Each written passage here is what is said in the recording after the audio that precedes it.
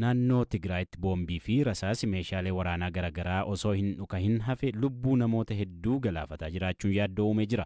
Balaa dhukaatuwwan osoo hin dhohin hafan kanaan erga Tigraayitti waraanni dhaabbate as namoonni 100 ol du'uutu himama. Keessumaa bakkeewwan akka Qollaa Tambeen keessatti balaan kun yaaddoo ta'e akka jiru himu bulchaan aanaa Qollaa Tambeen obbo Taklaayi Tasfaayee. كم تزفلت كابتن عشرة رأسا كتشين 10 سنة كتاب سمعت فورتوريا بجبار Akkuma beekamu onkoloolessa 24,2013 hanga waliigalteen Pretoria mallattaa'utti Tigraay waggoota 2 dirree lolaa turte. Guutummaa naannichaatti rasaasa irraa eegalee hanga boombii xiyyaaratti dhukaatuwwan hin dhohin hafan jiru.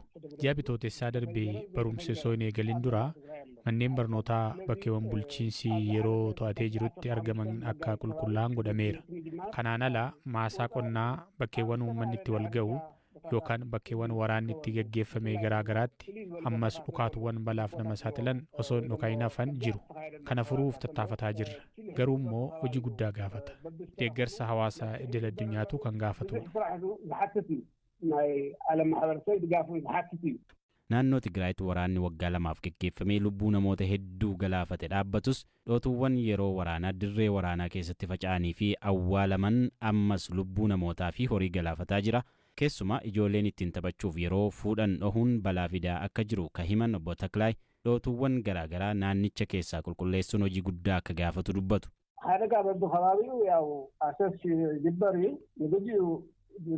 Bakkeewwan garaagaraatti balaawwan mudataa jiru. Yeroo yeroon waan mudatuuf lakkoofsa isaa harkaa hin qabu. Garuu bakkeewwan godina bahaatti argaman kanneen akka Sinqaaxaa, Qollaa Tambeen akkasumas godinoota giddugaleessa fi kaaba lixaatti argaman keessatti balaan ni mudata. Hanga ammaatti rasaasiiwwan madfii, moortarii fi xayyaaraa waan jiraniif balaan namaaf bineensota irra gahaa jira. Kana qulqulleessuuf hanga ammaa hanqina ogeessaa osoo hin taane hanqina faayinaansiitu jira. Kaayyoo namoonni saree guddifataniif keessaa tokko waraabessaa fi bineensota biroo halkan ofirraa ittisuufi. Haalli kun garuu godina Harargee lixaa magaalaa Masalaatti faallaadha. Waraabessiif sareen walumaan magaalaa keessa yaa'u. Magaalaa Masalaa keessaa mana foonii ka qabu Toofiq Ibrahim waraabessi akkuma saree ganamaan dhufee mana foonii dura taa'ee haftee akka kajeellatu BBC'tti hime maatii olaanaatu dubbise. Waraabessaa innaa foon kennitu guyyaa sarootuma wajjin dhaabbatee innaa magaalaa keessatti mul'ata. Immoo innaa foon kennituuf mul'ata. Waan sun akkamitti ta'e mee haala wature natti himi.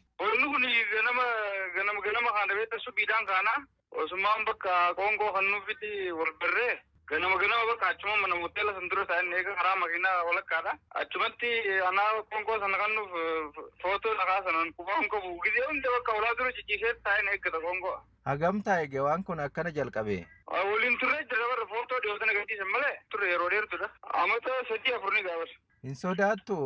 Waliin turre gaafa qaalii sodaa isaan qabu disee bakka qeeraas gizee deemna jala deemaa achumatti qoonqoosniin kan naaf osoo jennu bakka amma ulaa dura dhufee bakka kana iddootti daldalsan. Hagam ta'a lakkoofsaan waraabessi amma ganama si bira dhufu kun. Toora 300 oliin gaafa walumaa dhufsan sanii ol ta'a. Suura irratti kan mul'atu garuu muraasa. Yeroo muraasa eegabarra kaan karaa manaa deemee waroo waa xiqqishootu hafe kuusan kaan ni deeme kuus. Waan kana hundaa fi qoonqoo yookaan nyaata eessaa fiddee kentaa firee? Nyaataanis hoteela foonitiin qabaa lafee namni irraa fayyadamuu fi halloo fi waan miila kana hunda oli qabeetiin kaayaaf manuma fayyasanii. Sarootis wajjumaan dhadhaabbatu hariiroon saree fi waraabessi silaa wal sodaatu. Waliin sodaata waliin fayyadamu. Waliin gizeen qoonqoo karaa makiinaan jidduu naqee bakka walumaan sanii nyaatan inni ittiin dubbatu. Taari miidhaa geessiseen beeku amma waraabessis yeroo tokko namoota irraa miidhaa daa'imman irraa miidhaa fa'aa geessisu dhaga'ama. Ani hin dhageenye immoo eegoo dhufne ani jidduu asitti kan nyaachisu kun. Nyaata sana egaa argatee booda immoo deebi'ee deema moo achuma oola? Ni deema gaaraa jira bakkotti qaba achitti deemanii garii gala. Namooti hin ari'an yookaan loluun hin ari'u namni immoo hin arge moo nama callisa. Namni ittiin dubbatu yeroo waan nuuf jiru sanii ogguu namni bakka riibaa akka ka'e bakka inni qoonqoo isaa fayyadamnaan ka'eetuma deeman zaata akka booda hin ta'u. Namooti maal siin jedhu waan kana hin gootu. Waa takka hin jaan akkana miskiina qallabuun keewwan so'aa barkattee hin jaan malee waa takka hin jaan. Fuuldurallee itti fuftamoo waan kana sodaa qabdamoo baay'inni isaa dabalaa yoo deemu. Sodaa isaan qaban kan jirutti numaan qallaba miskiina jeetumaan qallabu jira sodaa isaan qaban. Ayyee galatoome. Ayyee galatooma isinillee. Bushraa Alii ogeessa kominikeeshinii aanaa 5 dhugoo yoo ta'u magaalaa Masalaa keessa waraabessi guyyumaa adii akka deemuu fi haga ammaa miidhaa homaatu hawaasa irraan akka hin geenye maatii olaanaatti himeera. Waraabessi bara maadaa wasitti wanaaree miti bar galgala yoo gabbaate isaa takkaa fi lamatti waraabessaa fi saree wajjin dhaabbatee waa nyaatu. Akkuma qe'ee namaa kana dura ciisa namni tokko ganama suutuma bilisummaanii akkana laalla magaalaa kana gubbaa daggalaa shiriif jaamu tokkotu gaggaraagalee dhaabbata magaalaa kana gubbaa bara maadaa bara hawaasni hundi ni beekaa bara. Saree fi waraabessa akkana wajjin jiraachuun waan ajaa'ibaati. Waajji jiraatan dhaabbatanii gisee waa kanitu hojii nyaatan irraa illee waliin ari'atan ajaa'iba bootaa bara amma galgala isaa kurta akka yoo baate waan harkata wajji nyaatanii qe'ee namaa dura wajji ciisanii bara addaanuu baafachuudhaaf hanga bira dhalootu rakkisaa. Namooti sodaatanii rakkoo fageessan baranii jiran ni sodaatan isaan bira gabree re'ee namaan tuqu ulaan banaan jiraatu seenu irra guddaa bakka toora kana mana foonii faa jira asuma jidduu jiraata bakka waraabessa bara ajaa'iba gootaa'u sababu zamanni akkamti faa jaa namni. Haga ammaa miidhaa geessisee hin beeku jechuun. Akka hin geessisu miidhaa hin geessisu nama dhiisi re'een tuqu re'ee hin tuqu nama akka sareen nama jala deema. Lakkoofsaan hagamtaa baay'eedha magaalicha keessa ka socho'u. Guutuudha. Galgala bara naannummaa nan jiraadhu kanaa toora dhibbaa fi akka inni soso'aa. Dhala 11 bara 2024 guyyaa dilbataarra oduu gaddisiisaan gara Keeniyaatti dhagahame biyyattiitti burjaajii uumee ture. Halkan walakkaa atileetii dargaggeessi biyyattii tasa lubbuun darbuun gadda guddaa uume.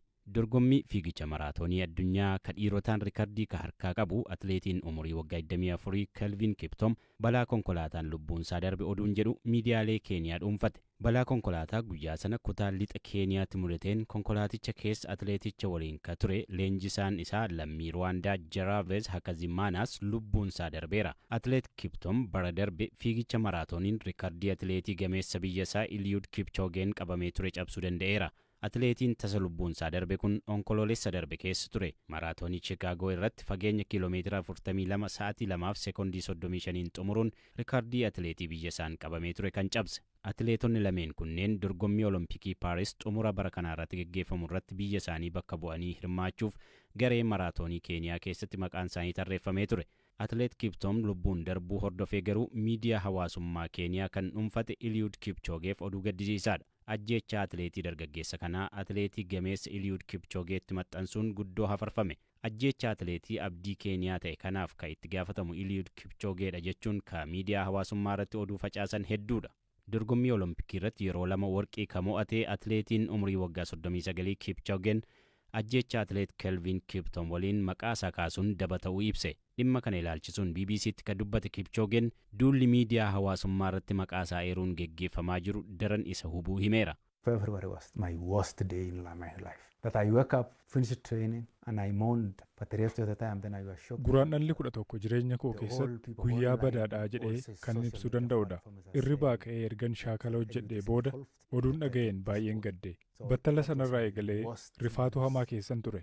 Sababni isaa miidiyaalee hawaasummaa hundarratti namoonni Eliud Kipchoogeen ajjeechaa atileetii dargaggeessa kanaa keessatti hirmaateeraa jechuun barreessaa turan. Kun jireenya koo keessatti taatee badaa jedhee kanan fudhachuu danda'udha. Ergaawwan badaa fi rifaasisaa ta'an hedduutu naga'u. Investimentii kee magaalaa keessa jiru ni gubna, mana kee gubna, maatii kee miina jechuudhaan na dorsisu. Hanga ammaatti wanti qabatamaan narratti raawwatame hin jiru garuu haalli jiru kana fakkaata. Atileet Kipchoogeen haalli uumameef adeemaa jiru kun akkaan hirriba isa dhorkuu dubbate. Taateen kun lubbuu keef akka sodaatu si taasiseeraa jechuun gaaffii BBC'n gaafateef akkas jedhe. Absolutely, yes. I started to call a lot of people. Shakkii tokko malee eeyyeen namoota hedduutti bilbiluu eegaleera. Nageenyummaa isaanii mirkaneessuun waan irra jiraatuufin kana raawwadha. Ammoo hanga ijoolleen koo mana barumsaa ga'anii deebi'anitti sodaachuu jalqabeera. Ijoolleen koo biskiliitiidhaan mana barumsaa ga'anii akka hin deebine dhorkuun dirqama natti ta'eera. Sababni isaa maaltu akka mudatu gonkumaa beekuu hin dandeenyu. Sodaarraa kan ka'e ofii keenya mana barnootaatti geessinee galgala eegnee fuunee manatti galchuu eegalleerra. Eliud Kipchoogeen lubbuun darbuu atileet Kiptum hordofee torbanoota muraasa keessatti maraatoonii Tookiyoo irratti hirmaachuun sadarkaa 4ffaan xumureera. Qabxiin kun bara dorgommii isaa keessatti ka argate keessaa isa akkaan gadi aanaa yoo ta'u, duulli miidiyaa hawaasummaa irratti geggeeffamaa ture akka dhiibbaa isa irratti uume ibsa. Dorgommii kana irratti hirmaachuu dura halkan 3 walitti aansuun hirriba akka hin rafne ka ibsu atileetiin kun qabxii gadi bu'aa argachuusaaf sababa ta'uu hime. Ajjechaa atileet Kiptumitti maqaan isaa maxxanfamuu hiriyoota isaa dhiyoo dabalate namoota hedduurraa dhagahaa akka ture ka ibsu Kipchoogeen miidiyaaleen hawaasummaa haalli akkanaa wayita mudatu hatattamaan tarkaanfii fudhachuu qabu jedhe. It was really painful for me to learn even from my own people, my training mates. those who actually I have contact with. Anaan baay'ee kan na miidhe namootan kiyya jedhee abdadhurraa waan akkasii dhaga'u kooti. Namoota akkaan walitti dhiyaannuu fi shaakala waliin hojjennurraa oduu rifaasaa akkasii dhaga'uun baay'ee nama dhukkubsa. Garuu hiriyyummaan hanga dhumaatti kan ittiin fufne ta'uu irraa baradheera. Dhaabbileen miidiyaalee hawaasummaa gama kanaan sirriitti waan irraa eegamu hojjechaa hin jiran.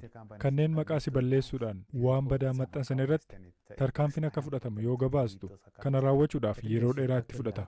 Atattamaan tarkaanfii fudhachuu qabu jedhee namana. Ji'oota dura balaa konkolaataan lubbuunsaa ka darbee atileet Kelvin Kiptum abbaa ijoollee lamaa yoo ta'u yeroo gabaabaa keessatti beekamtii guddaa argatee ture. Yeroo jalqabaaf fiigicha maraatoonii irratti ka hirmaate bara 2022 ture. Maraatoonii hirmaachuusaa waggaa 4 dura fiigicha guddaa jalqaba irratti hirmaate irratti kophee dhuunfaasaa dhabuun ergifatee akka fiigee dubbatee ture. Atileetiin kun gara fiigicha fageenya dheeraatti seenuun dura tiraakii irra fiigaa ture. Muuxannoo argateen atileetota biyyattii lafaa dhufoo fiigicha daandiirraan bu'aa guddaa buusu jedhamanii abdataman keessaa tokko ta'ee ture.